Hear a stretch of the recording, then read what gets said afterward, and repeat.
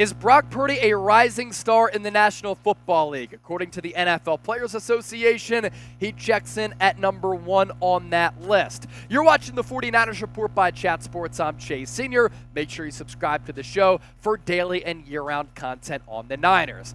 Here is the top rising stars list from the NFLPA, and this does not include rookies. Second year and on for a lot of young players across the NFL. And what do you know? After what he did as a rookie, Brock Prudy checking in at number 1. Somehow, though, I disagree with this. He beats out Garrett Wilson, who was great last year. Tony Pollard is certainly interesting. Breece Hall's season got cut short with the New York Jets a year ago. George Pickens, I think he's a monster. He just needs more consistent quarterback play. Can he get that from Kenny Pickett and the Pittsburgh Steelers?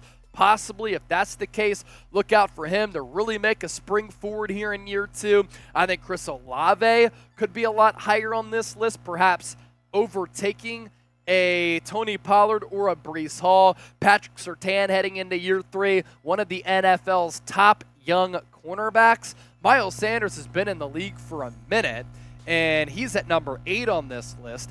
DJ Moore is a veteran, and then Jordan Love hasn't done a lick in the National Football League. He rounds out the top 10. So among some of the elite players here, and in some pretty impressive categories, Brock Prudy coming in at number 1, and here's how the NFLPA decided this list. These players have demonstrated immense potential, capturing the attention of both fans and industry insiders. The Rising Stars list equips NFL Players Association partners, including licensees, retailers, and sponsors, with invaluable insights to strategize marketing campaigns, social media activations, player-driven content, brand ambassadorships, and product lines featuring a diverse range of players. A lot of multi-syllable words in that little snippet there from the NFLPA, but is certainly interesting. And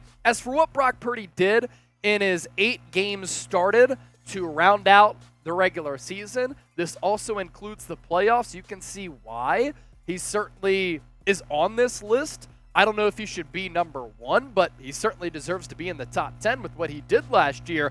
Also, if they're including marketability here, you have to consider the fact that quarterbacks, some of the most marketable athletes in all professional sports.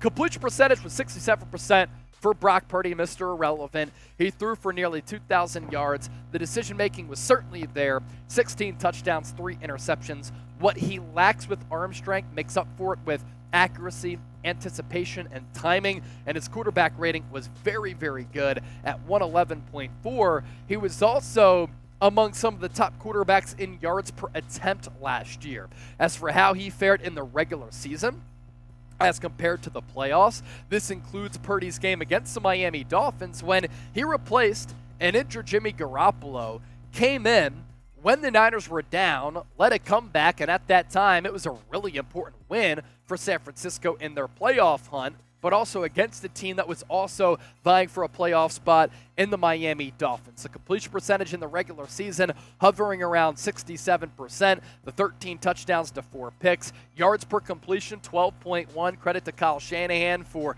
drawing up some plays, allowing some explosives, even though Brock Purdy's arm strength isn't all that crazy. And then in the playoffs, the Brock Purdy slander on Twitter is something that I don't really understand, and 49ers Twitter does crack me up a little bit. It's as though the fans don't want any of the quarterbacks to be successful. They try to knock him for how he played against Seattle, but he put up the best statistical quarterback game in a playoff game for a Niners quarterback since Steve Young.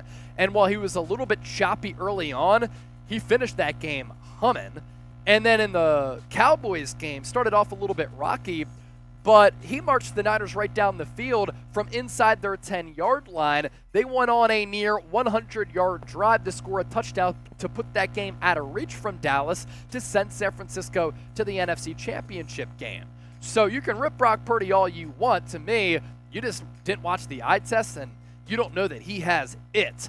As for what Purdy accomplished, a year in review for his rookie campaign. He came back against Miami after that Jimmy G injury, He was 5-0 in the regular season. The offense averaged more than 30 points per game when he was the starter, and he won 2 playoff games. To do that as a rookie, considering who he was replacing in Jimmy G, the expectations, the pressure, some of the opponents that they had to play, the defense that they went up against, it's pretty damn impressive to do as a rookie. Now, some people might say, well, he's due for some regression.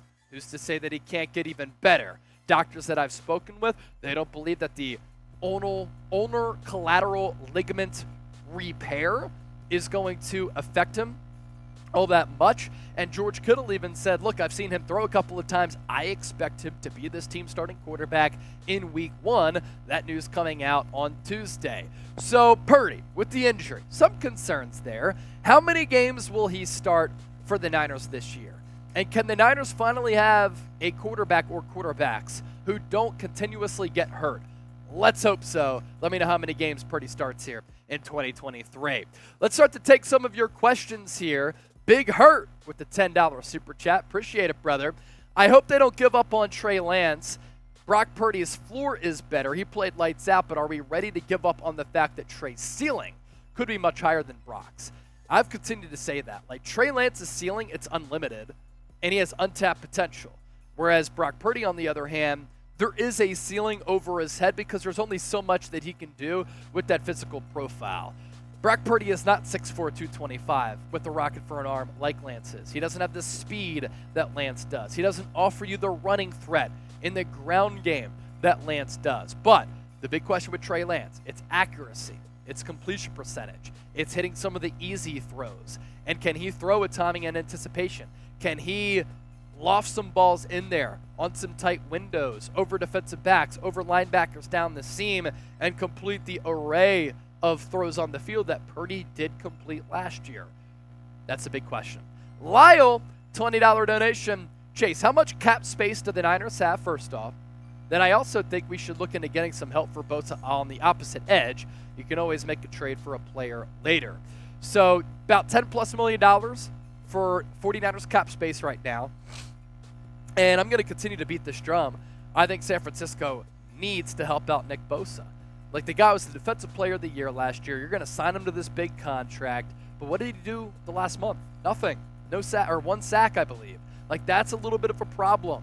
And you just can't have him go up against all these double teams and expect him to hold up throughout the course of another long season, which is hopefully the case if the Niners make another deep run in the playoffs with an opportunity to win a Super Bowl. So Yannick Ngakoue, he hired Drew Rosenhaus this week to be his agent in hopes that he can land a deal prior to training camp. That's a player who's 28 years old, still in his prime, has had at least 8 sacks every year that he's been in the NFL, still available as we record this on Tuesday.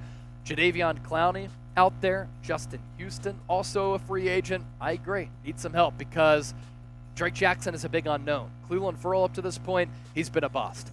Mac Daddy, $5 donation.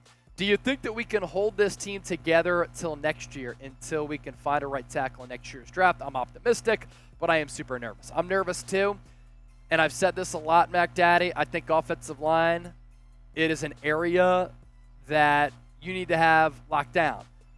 The 2 teams playing in the Super Bowl last year, Philadelphia, Kansas City, very good offensive lines. Everybody wanted to call the Chiefs' offensive line leaky. They didn't surrender a sack against Philadelphia in that Super Bowl. And then the Eagles had the best offensive line in football last year with Jordan Mailata, Landon Dickerson, Jason Kelsey, Isaac Seumalo, and Lane Johnson. The 49ers, on the other hand, they struggled against the Cowboys, good defensive line, and the Eagles, good defensive line, in the playoffs when it mattered the most. And they downgraded from Mike McGlinchey to Colton McKivitz. So I'm concerned, Mac Daddy. Can they hold it off until next year? We'll see. But if not, they might be in trouble. Estimates are us. Last question of this segment here.